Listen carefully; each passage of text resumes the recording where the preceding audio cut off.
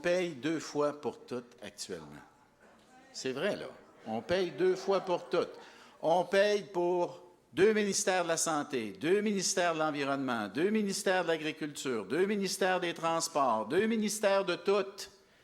Pensez pas que si on faisait l'indépendance puis qu'on décidait de consolider 2 États en un seul, qu'on ne pourrait pas sauver quelques milliards par année qui couvriraient, je pense, une partie, puis probablement une très bonne partie du chèque de péréquation qui nous est envoyé. Puis la balance qui couvre le reste, c'est les bons investissements productifs puis les bons emplois qu'on pourrait créer chez nous plutôt que d'aller créer des jobs ailleurs dans d'autres secteurs industriels. Par exemple, vous les gens de la Mauricie qui avez vécu des moments difficiles au niveau du forestier, là, bien, Harper et compagnie donnaient 13 milliards au secteur de l'auto pour leur permettre de se moderniser, puis ils donnaient des peanuts au secteur forestier pour se moderniser. Et ça procède aussi d'une conception que je défends, celle d'un État fort. Il faut protéger l'État québécois, il faut continuer à le renforcer. Et moi, je vous le dis, ce qui se passe actuellement avec l'austérité des libéraux, ce n'est pas un programme de déficit zéro, c'est un programme de démantèlement de l'État, de démantèlement du modèle québécois qu'ils sont en train de mettre en place. Il faut se battre contre ça.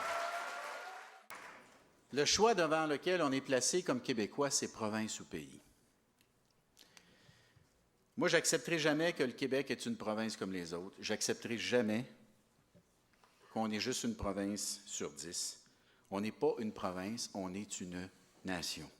Puis ça fait 400 ans qu'on construit cette nation-là. Puis regardez ce qu'on a réussi à faire avec notre statut de province, avec une main attachée dans le dos, avec un sac de ciment de 100 livres sur ses épaules. Imaginez-vous si on prenait ça, si on l'enlevait, puis si on décidait de se donner les pleins moyens, tous les pouvoirs, toutes nos ressources, garder chez nous notre 45 milliards qu'on envoie présentement à Ottawa, puis décider de l'investir, par exemple, dans une stratégie pour faire du Québec la première économie verte des Amériques, pour se donner une vraie stratégie d'indépendance énergétique. Imaginez ce qu'on pourrait faire si on était indépendant. On pourrait se donner notre propre stratégie industrielle de modernisation de notre base manufacturière, protéger des jobs en usine, aider la Mauricie, aider les régions du Québec, arriver avec une vraie décentralisation vers les régions du Québec. Si on était indépendant, on serait capable de mieux protéger notre filet social. Actuellement, le Harper, tranquillement, pas vite, comme avec un rond là, sur lequel il fait monter la température tranquillement, là, il coupe dans l'assurance-emploi, il repousse la date de la retraite de 65 à 67 ans. Sans dire mot, il est en train de désindexer progressivement les pensions de vieillesse. Bientôt, on va être capable de dire au monde du Québec, si vous voulez garder votre pension de vieillesse, vous êtes mieux de faire l'indépendance que de rester dans le Canada, parce qu'ils sont en train de vous la désindexer, votre pension de vieillesse.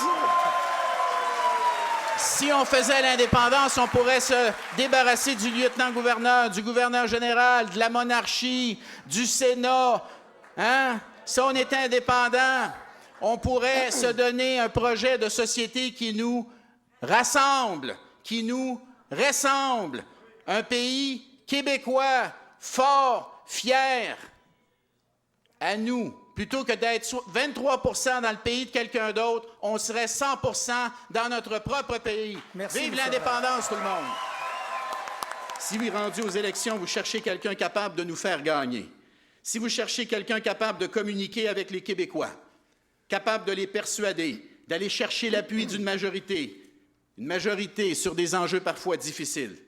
Quelqu'un qui est prêt à répondre clairement à la question sur la tenue ou pas d'un référendum sans ambiguïté, cette ambiguïté qui nous a fait si mal par le passé. Quelqu'un capable de résister à un tir nourri des journalistes pendant toute une campagne électorale, jour après jour, pendant des semaines. Si vous cherchez un chef capable de traverser des tempêtes sans plier les genoux, en gardant le cap, un chef capable de se tenir debout par tous les temps, pour le parti, pour le Québec, pour le pays, je suis votre homme. Et la question, c'est maintenant de savoir qui parmi nous est capable de faire gagner l'équipe, de faire gagner le Québec et de faire l'indépendance. Et ce soir, on va avoir un début de réponse. Bonne soirée tout le monde, bon débat.